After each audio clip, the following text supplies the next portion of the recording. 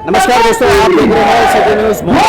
इस वक्त पावन जिनालय पे मौजूद हो और आप देख सकते हो भाजपा के उम्मीदवार यानी नरेंद्र मेहता 145 के उम्मीदवार हैं। और अब मेरे पीछे जो जनसमूह देख रहे हैं, ये हजारों की संख्या में लोग खड़े हैं, उतने ही लोग बैठे हुए हैं। आपको बता दें कि आज स्मृति ईरानी आने वाली है, फिल्मी कलाकार है, और नरेंद्र मेहता के प्रचार की यहाँ से शुरुआत है। पहली सभा है जो कि पावन जिनालय यहाँ से बिल्कुल 1 मिनट की दूर पे विधायक गीता जैन का कार्यालय है, और यहीं से नरेंद्र मेहता ने विधानसभा 145 के लिए बिगुल फूंका है। आपको बता दें, ये जनसमूह जो मौजूद है, इन्होंने पहले ही संकल्प लिया है कि नरेंद्र मेहता को इस बार यहाँ से विधानसभा भेजेंगे। ये जनसमूह बता रहा है, कुल मिलाकर जिस तरीके का माहौल नरेंद्र मेहता के समर्थन में दिख रहा है, इससे साफ होता है कि विधानसभा 145 में भाजपा की पकड़ कितनी मजबूत है। इस संदर्भ में हम बात कर रहे हैं स्मृति ईरानी और नरेंद्र मेहता से। पहले जानते हैं उनका क्या है। देखिए, आज स्मृति ईरानी जो केंद्रीय मंत्री हमारे मीरा भाईंदर प्रचार के लिए आए थे, और आपने देखा होगा कि जिस तरह से जन समर्थन मिला है, और स्मृति जी को सुनने आए थे। उन्होंने देश की बातें भी कही, शहर की बातें भी कही, और कमल का क्यों जीतना ज़रूरी है, भाजपा का क्यों जीतना ज़रूरी है, इस बारे में लोगों से कहा। और मैं आपके माध्यम से जनता से भी यही कहूँगा कि उन्होंने जो बातें की उसको अमल करें। कि हर एक के जीवन में लकी चार्म कुछ होता है। स्मृति जी 14 में जब हम विधानसभा तब भी आए, 17 में कॉरपोरेशन में आए, 12 में वो आए, लेकिन किसी कारण से हम 19 में नहीं वो आ पाए।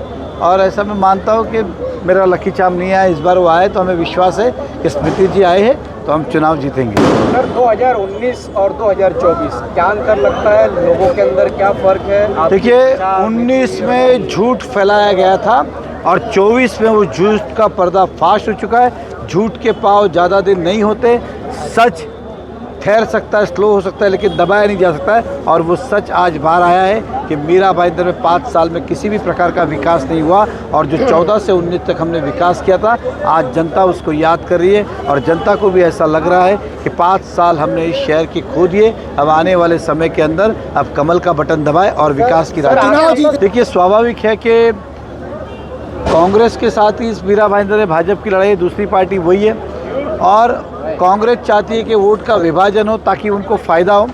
हालांकि वैसा होगा नहीं, लेकिन फिर भी हम इस शहर के वासियों से कहेंगे कि कांग्रेस के झांसे में नहीं आए, अपना वोट किसी भी इंडिपेंडेंट को नहीं दे, क्योंकि ये कांग्रेस की एक सोची समझी रणनीति और प्लान है। वोटों का बंटवारा करना, हिंदू वोट का बंटवारा करना, ये उनकी एक सोची समझी राजनीति है। इसका शिकार कोई भी इस मीरा भाईंदर का वासी ना हो, इसलिए हम कहेंगे कि सभी लोग एक तरफा भाजपा को वोट करें। चुनाव जीतने के लिए वो छत्रपति शिवाजी के वंशज बताते हैं और मंदिर में जाते हैं। हमारी लड़ाई कांग्रेस से है, और वो जो मंदिर जाते वो दिखावे के लिए करते।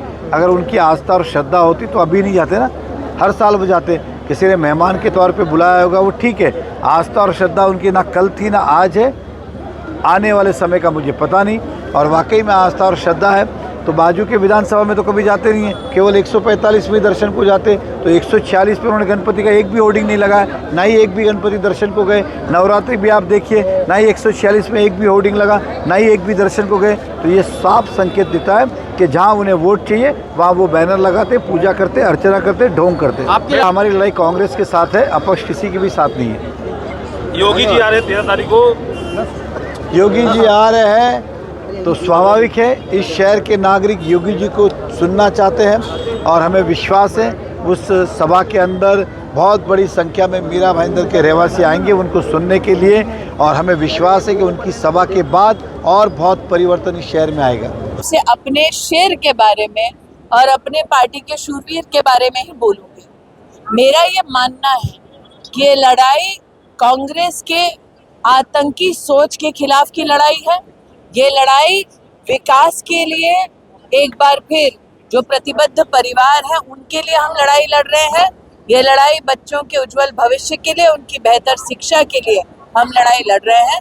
और मेरा विश्वास है कि महाराष्ट्र में भारतीय जनता पार्टी के निर्देश अनुसार आप सबके सहयोग से हमारे नेताओं की अध्यक्षता में जीत तो पक्की है, और एक कमल का फूल आप नरेंद्र मेहता के नाम से भी विधानसभा में भेजेंगे।